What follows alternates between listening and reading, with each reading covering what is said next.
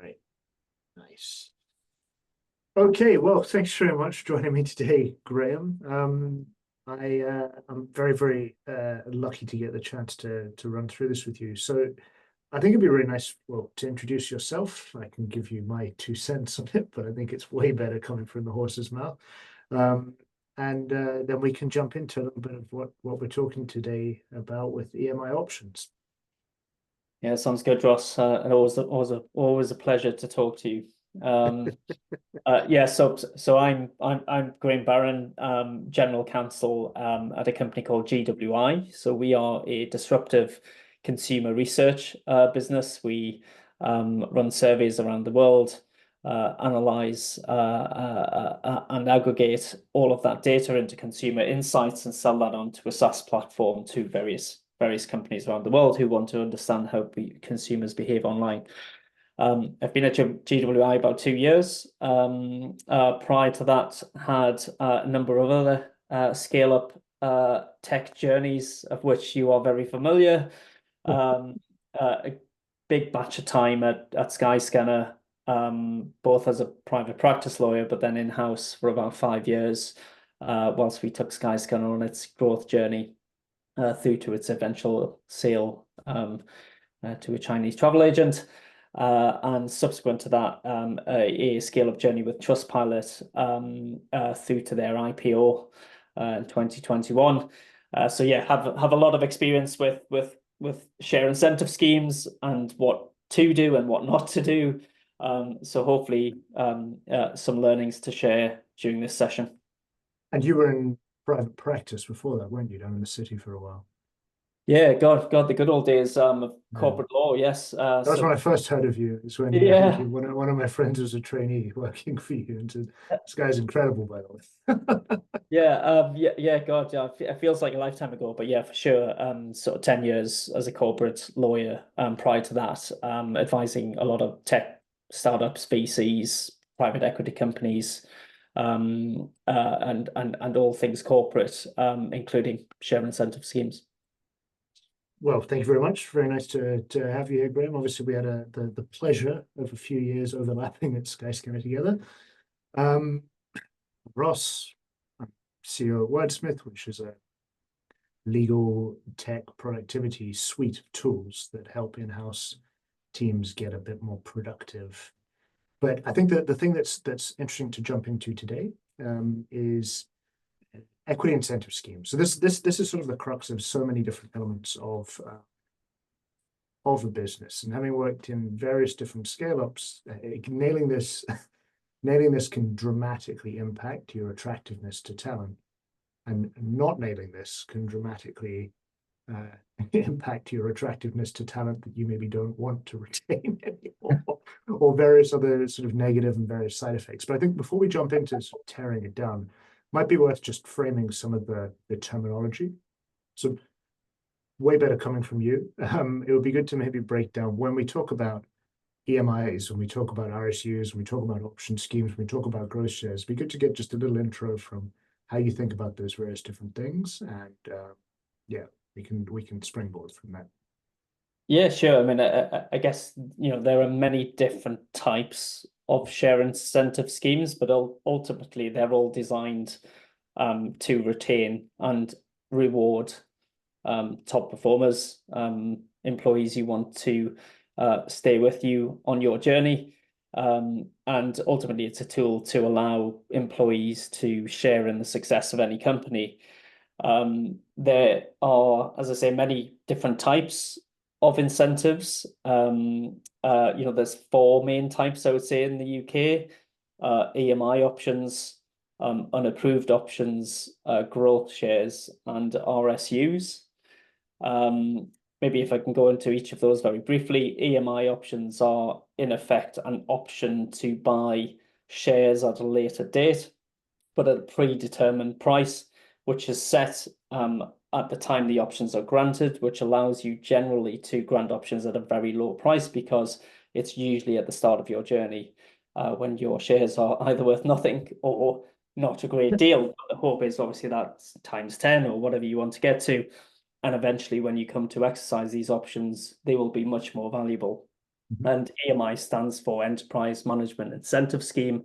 So it's a government-backed scheme, or at least kind of legislation, which allows you to grant EMI options with tax advantages.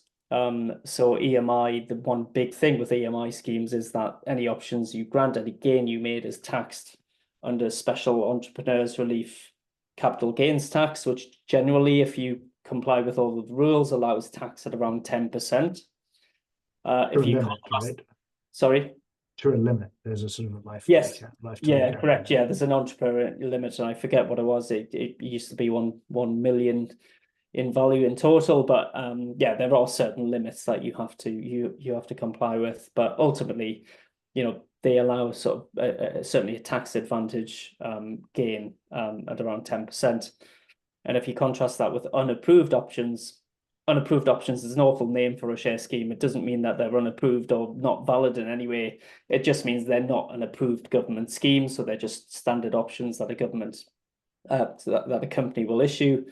And they work in the same way as EMIs, but just don't have the tax benefits. So generally, you're taxed at income tax for that, which obviously can be anywhere in the usual income tax banding up to 45%. So there's a huge difference from the net gain of EMI and unapproved. We'll probably get into when you can grant an EMI and unapproved later, but there are those two different options. And then you have what are called growth shares. They've become popular in the last sort of 10 years or so, particularly in the UK, which are different to the options in the sense that they are purchased by the employee on day one. Those shares are then issued to the employees, but are purchased at a very low price because you are in effect buying the shares at the price point when the company has not yet grown, or is at least not grown as much as they think they will in the future. So say the share price might be 10p, you buy the shares, you're granted the shares, and in 4 years' time, if the business has grown quite significantly, you then have the shares already and hopefully a big gain. And I should say that the valuations are a special valuation you get done for growth shares, which allows certain discounting to reflect that the shares are minority interests. They're not a big stake in the company, and actually they're sort of pre this kind of high growth that you expect would be at the time you have any potential exit. And I guess the final batch, which aren't as popular with scale ups because they are more geared towards bigger organizations, as you tend to have something called RSUs, which are restricted stock units, and that's kind of a promise to give you a certain number of shares in the future or a certain value of shares in the future. They work better if you can predict the value of what they might be in the future. So you tend to see an evolution of a company kind of works all the way from EMI up to unapproved growth, and then eventually you'll get to RSUs. That's not the same for every company. RSUs might be good for some small companies, but generally, in my view, they kind of work better when you've got more predictability about your future value. So that's super helpful. Thank you. So I guess before we jump into the specific trade-offs between different schemes, one very important thing to know is how locked in are you? So once you pick your destiny on a particular track, and I know this is a very leading question, given that I know what you've just been up to for the past couple of months, but how easy is it to transition between different schemes and to change your configuration once you're up and running? Yeah, it's a really great question, Ross. I mean, I guess it is relatively difficult once you get stuck into a scheme, because particularly if you end up with something, for example, exit only options, which are options which only vest and allowed to be bought if you have an exit, i.e. a sale or an IPO. And you tend to find that a lot of companies kind of favor that in the early days because it kind of makes sense. You don't want to give any value until you all benefit. You don't want to manage a big cap table when you're small. You don't know how the growth might work, but inadvertently later in life, if you grow, especially as companies stay private for longer, can tend to kind of trap employees into this sort of state of, actually, I need to be here and I need to stay for the exit. to get any value of these shares, and that can be counterproductive both for you and the organization, because if you want to move on in your journey, you don't feel you're able to financially, which, you know, so-called kind of golden handcuffs. And from a business perspective, Could you explain that for a second? So that golden handcuff, you vested your shares for 4 or 5 years or whatever it might be.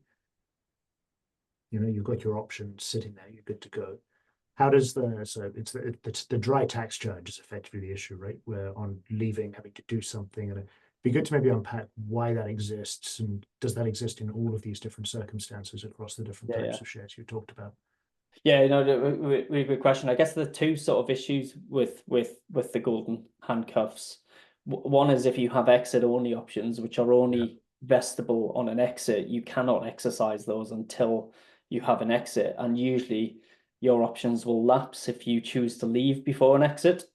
So you can, in effect, lose everything. So that kind of traps you into a business of, okay, if I want any value from these exit, I have to stick around. Yeah, exactly. you know, you have to remain employed so that they don't lapse. But then the second issue is, even if they are exercisable, you then generally have to exercise within a certain period of leaving a business, particularly with EMI options. So for example, if you want to get the benefit of EMI options, and the tax relief that comes with that, you have to exercise within 90 days in order to kind of keep the tax relief.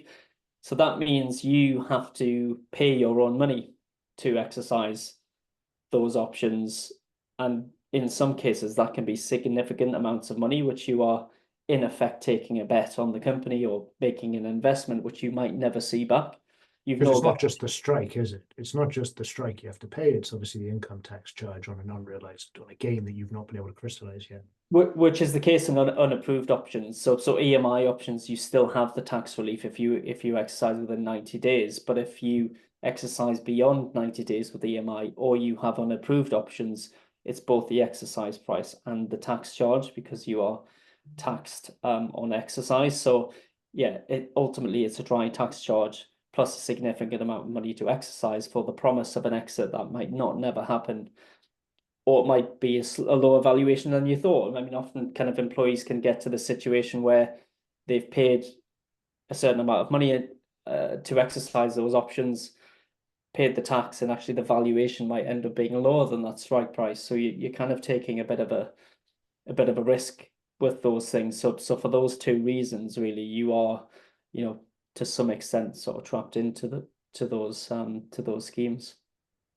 And how much of that is by design? So, I mean, I've heard of a lot of these variables often get negotiated with executive compensation, right? Like execs will come in and they will push for the ability to exercise their options on different schedules. And with your unapproved schemes, you know, how much of that is a decision that the business makes to keep that period shorter, to try and force people to make that call, and how much of it is legislated for, like in the EMI situation where there's a window that you have to do it to get the tax relief. So I mean, I guess what I'm saying in a roundabout way is, our business is creating this issue for themselves in the design, set up the initial unapproved option scheme, and can that be circumvented by thinking about your long-term plan early on? Yeah, I mean, I think it is difficult for companies. I think there's two things. One, you can definitely plan for that. Yeah, for sure. Let's, you know, think about how that scheme operates. You do not want to end up in this situation where you have,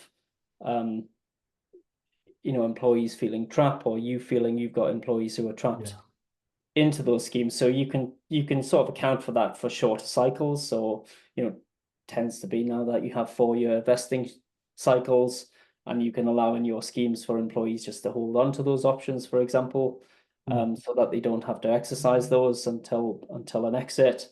Or you can, you know, ensure that they have to exercise within a certain period after leaving, but they won't lapse if you leave your role. So I think there's definitely ways you can do it. But in other respects, I have a lot of sympathy for companies, because business changes all of the time, right? One thing that suited you when you first begun might have seemed entirely rational at that point, but 5 years down the line, your business might be in a very different place, and you kind of, you know, with hindsight, think, oh, actually, we should have amended those schemes, or we should have thought about something slightly different. And it's at that point you have to reassess and readjust and ultimately think about how can we sort of amend those schemes, or how can we move employees onto a new scheme, and continue the evolution. You touched on it earlier when you and I have been riffing on what we've been doing at GWI recently, which is ultimately around allowing employees with exit-only options, for example, to surrender those options and be granted new growth shares, for example, which allows them flexibility. Not that we want everyone to leave the business and they don't want to leave the business, but they have that flexibility of knowing, okay, if I take these growth shares, actually I'm free to do whatever I want in the future. I'm not trapped into this exit, and I don't have to kind of hang on. Similarly for the company doesn't want employees to feel resentful and want them to have to sort of hang on. So we've looked about trying to move our AMI scheme on into, okay, do we give employees the flexibility now to have those growth shares, and sort of take their own journey, if that doesn't align with ours. I think that it's really interesting that you're adapting it, because for me, the bridge or the overlap here is that it's not really purely a legal issue. It's so heavily tied to your ability to be competitive as an R&D team, your ability to hire engineers. One of the best examples I can think of recently is, I think it was Stripe that were flipping to I think it was an annual grant with a 12-month vest.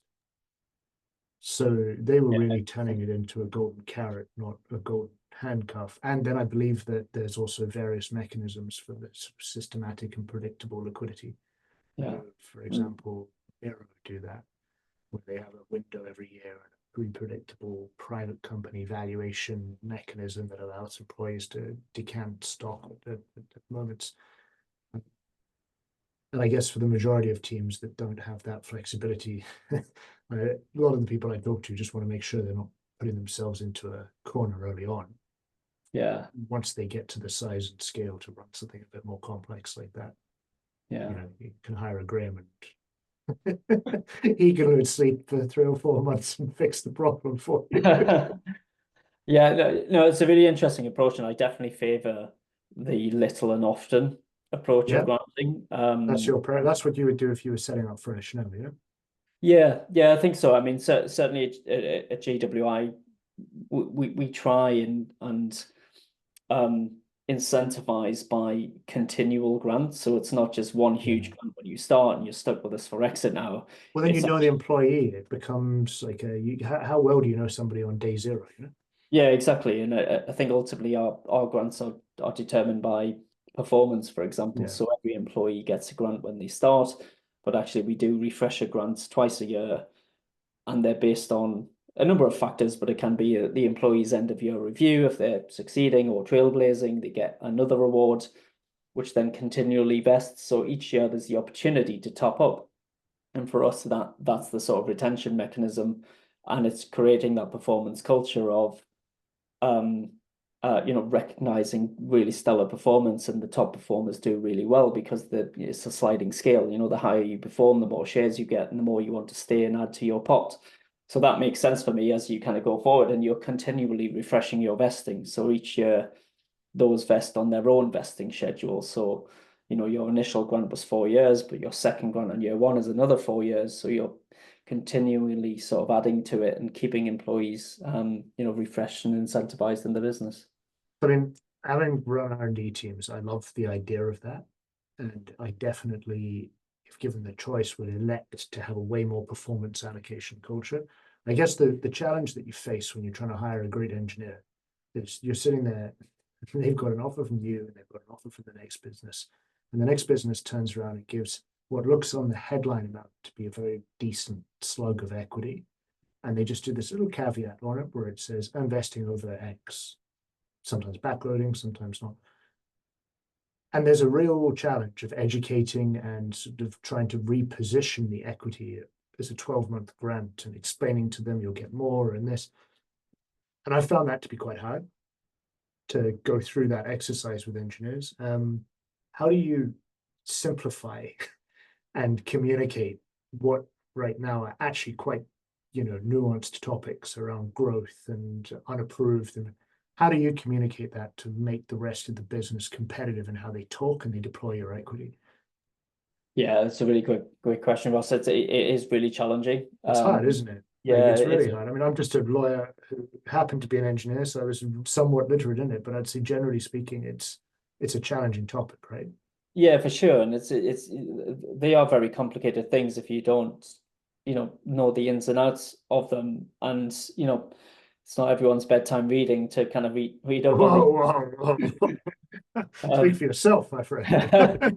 um, yeah, and I think even beyond new hires, just your employee base, trying to educate in a really simple way how these schemes operate and talk about things like with growth shares, talking about hurdle rates and Oh, waterfall mechanisms, they, do you remember they how we did that at Skyscanner? I remember a video from Shane, the CFO, him strolling into a room with a fake cup of coffee and then explaining with diagram and saying, "Have you tried absolutely everything under the sun?" yeah, yeah, exactly. And it is really difficult. So I think illustrations are the best way to do that. So, Yeah, ultimately everyone is, my view is you don't necessarily need to know the ins and outs of all of the mechanisms of the scheme. You just need to know roughly around when can I get the value, when can I extract the value, and what might the potential value be. So we have a share portal which allows employees to kind of log on at any time to see their vesting schedules and to see how many they have. nice. We plugged in a potential sort of valuation into that portal, which predicts a potential future value of our business. Um, you know, I wouldn't be a lawyer if I didn't have my caveats, but kind of, ultimately it's just to give some sort of sense of, okay, if we got to this Yeah, valuation, this is what these shares could be worth. And I think that for me has had a huge motivational effect of yeah, going from not really understanding it to actually, okay, there is some value in these. Clearly, we don't know exactly how much value, but this is kind of enough to kind of keep me here, or this is quite a life-changing amount. And we constantly do refresh sort of training, we grants with new hires. We have a really sort of nice plain English brochure, which our kind of copywriters help with. So it's kind of very easy to kind of try and get a sense. Well, I say very easy, it's still not easy, but to try and get a sense of how we make awards, we make it clear at the outset. So our recruitment teams, make it clear to candidates, as you were saying earlier, this is kind of a continual evolution and process with our grants. It's not a one and only big grant on employment. Actually, it kind of continues throughout your employment journey. And we, make it very clear how we do biannual grants and what the criteria for those grants are, so employees can kind of look at these and think, okay, right, there's a potential here if that's how I'm it works. proposed to So you do kind this. of treat it like a form of internal marketing, really. Yeah, Yeah. yeah, for sure, yeah, yeah. Jumping on a little bit, so a topic that a lot of people I've spoken to, sort of engineers that have left high growth companies, now that we're getting more and more successful businesses in Europe, there are ways that the free market is trying to solve this dry tax charge. And there are sort of circling pools of opportunistic capital that exist out there, and various ways of people trying to put in place zero recourse loans and various other things like that. Again, just as a 2-paragraph primer, be helpful maybe just to frame for everybody when we talk about as pre-exercise or zero recourse loan, what do we mean? And then when I talk about this secondary market that exists out there with various brokers, be good to give maybe 2 sentences explaining what that is as a concept as well. Yeah, sure. So non-recourse loans are quite an interesting concept. And admittedly, I've not seen them used in any businesses I've been part of, but I'm definitely sort of interested in them. And I guess, what they are in effect is an agreement to fund the cost of your exercising your options, um, with a view to kind of taking a cut of your eventual gain on an exit, for having paid for the exit, which allows you to. But ultimately, if an exit doesn't happen or the value is lower, then the loan is never recalled. So it kind of de-risks exercising for employees in the sense of they don't have to use their own money to exercise. They're not losing any money, and if there's never any exit, they ultimately don't have to repay the loan. But obviously, the quid pro quo for that is you're taking a big chunk of your Almost taking, equity and yeah. giving it to the supplier, which it's kind of that's how they make their money and make very clever idea really. Because they used to have a business, or at least they used to have there was a period of popularity in the US in particular where I think the businesses were funding this, or the employer was enabling this through a loan, that people did or didn't have to pay back, and there were various commercials and so on. And that went out of vogue quite quickly, I guess, when you had frothy valuations that then collapsed, and then people were left with inordinate amounts of debt for assets that really never existed in the first place. So I guess in some cases it's a bit of, my advice whenever engineers come and chat to me about this is always, it's sort of a bit of a contradiction to the market that we're working in, that if by definition you want to take a very high risk asset class, it's a very contradictory mechanism to then use something that works very well with when you need low risk collateral. Yeah. Yeah.